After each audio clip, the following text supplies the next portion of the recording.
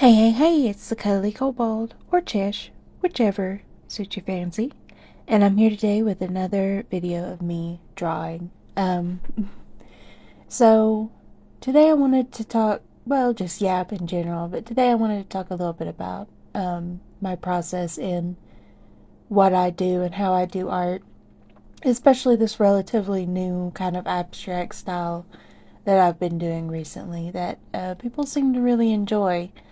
But yeah, so the first thing I do is I uh, scroll through different media trying to figure out what it is I want to draw, because usually I don't really have an idea of what I want to draw when I'm drawing.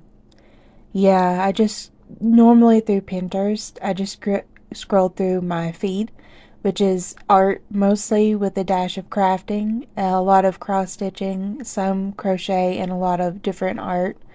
Some of it's kind of crazy, some of it's kind of not. I've been looking up avant-garde dresses recently, so my feed is a lot of that, just because I like the shape of it and I think it's funny. But yeah. um, so after I figure out what I want to draw, in this case, it was just a face. I found several pictures of different faces and eyes, and really it started with a picture of eyes that I really liked and wanted to make my own. So I went from there and found a couple other pictures of, for instance, face shape, hair shape, stuff like that, which I don't, as most artists will tell you, you don't trace your reference most of the time unless you're learning. You use it as inspiration and kind of make it your own. So none of the reference photos I've actually followed to a T. So also at this point, I can't tell you the reference photos because I didn't save them for some reason. So yeah, and Pinterest is really bad for not crediting artists unless the artists themselves post it, which most of the time they don't. Most of the time it's someone else posting their art. So sometimes it's a little hard to figure out what the artist is or who the artist is. Um, But yeah, none of this is traced, as you can see from the video, which I know that on at least iPad Procreate, you can make a layer invisible to the recorder, which is insane to me. Like, that's interesting. I don't know if you can still do it, but I know it was an old feature.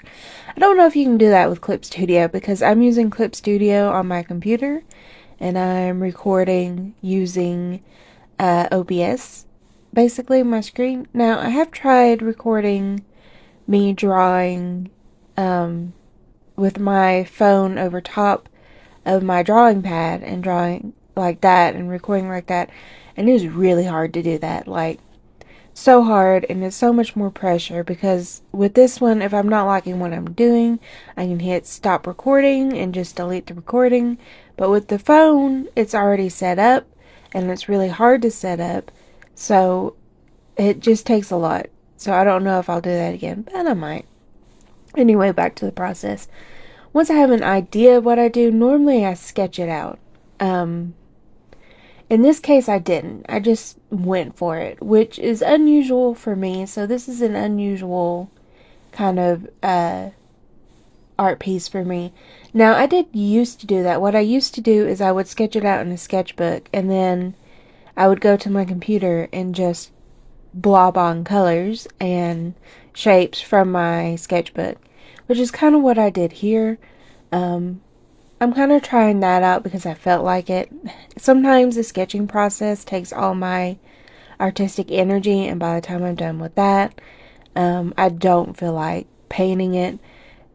So actually this way of doing it is a lot easier on me, but it's a lot harder as far as getting shapes right. Um, and it's a lot of just experimenting. But I just kind of didn't even bother trying to get the facial shape right. I just slapped it on there and hoped for the best, and I think it turned out alright, pretty much. And then after I get done with the sketching phase, which I skipped here, I do not plan out colors. I do it as I go. Sometimes I do use like a color what is it called? Where the colors are already out. I don't know what it's called. Anyway, there's already planned out colors on Pinterest, and sometimes you can take them and I make art from them. But more than often, I just decide on a kind of face color, like what their skin color is going to be, which is normally blue or purple in my case. I don't know why I like those two colors for skin color, that's just what I do. And then from there, I just sprinkle on colors as I see fit. Sometimes they work, sometimes they don't. But with digital art, you can easily change colors. It's so long as you have them on their own separate layer. It's not that hard. Here I'm adding yellow freckles, which I really love. I'm really getting into my freckle era. The last one video I did, which is not out yet, I did a big old nose on an angel, which I really enjoyed too. Here she's kind of got a button nose and kind of bedroom eyes. I don't know what's going on with her expression. But yeah, I just slap on colors and hope for the best. I usually do a bright color for cheeks just to have it stand out and stuff like that. So yeah, that's kind of my process, and it's done when I feel it in my soul. It's done. So yeah, here I'm adding lips. I kind of gave her Whovillian lips or the Grinch lips.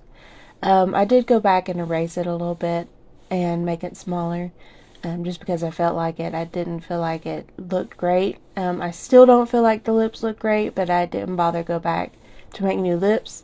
So that's the lips this particular art piece has. One thing you'll know about me is I'm a very much a good enough artist. I gave up being a perfectionist a long time ago. I used to do commission work, and I was a perfectionist then, and it'd take me a really long time, and I would get paid not a lot because I was just starting off, and when you're just starting off, you don't think you deserve a good pay, which in most cases your art style is not good enough to warrant big pay when you're first starting out. But yeah, I used to do that, and I used to have an anime style, which got me the commissions. I don't know if I could do commission works with the current style that I have, just because it's not as recognized as anime art is. Plus, I don't do not safe for work stuff anymore. So yeah, here it is. I'm starting on the hair portion of this now. I decided on blue for the hair because I just love blue. You'll see me at first do this pink color, which is the same color as the eyelashes. I discarded that because it was blending in with the lashes. So yeah, I did blue.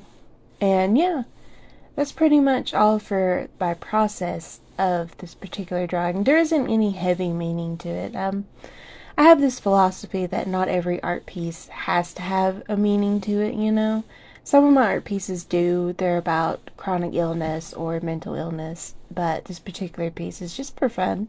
Just for funsies, which I've been doing a lot more lately because mentally I've been doing a lot better and stuff like that.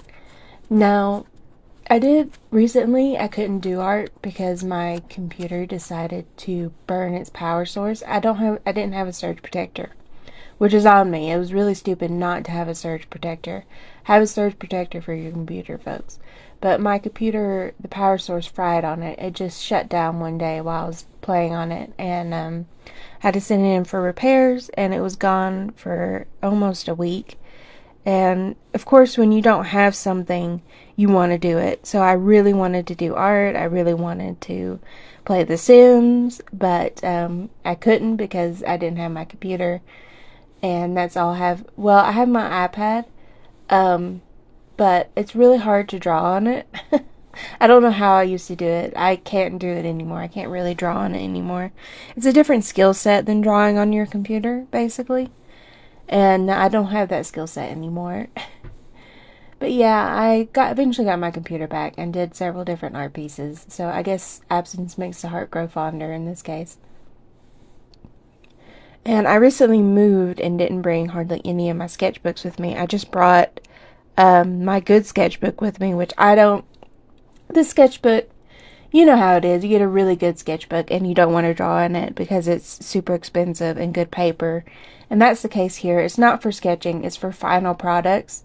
So I had to go to Walmart and get a cheap sketchbook that I wouldn't be afraid to draw in. Have not drawn in it yet because honestly, I'm more of a digital person. Once I do something and it's out there, it's finished, it's out there, I don't want to mess with it again. So often I don't sketch out things anymore. I just do them on digital so I don't just forget about it. But yeah, we're ending the near of this. We're nearing the end of this video, and I thank you so much for watching and hearing me ramble about the art process. I hope you have a wonderful day, evening, night, whatever it is for you, and I'll see you in the next one.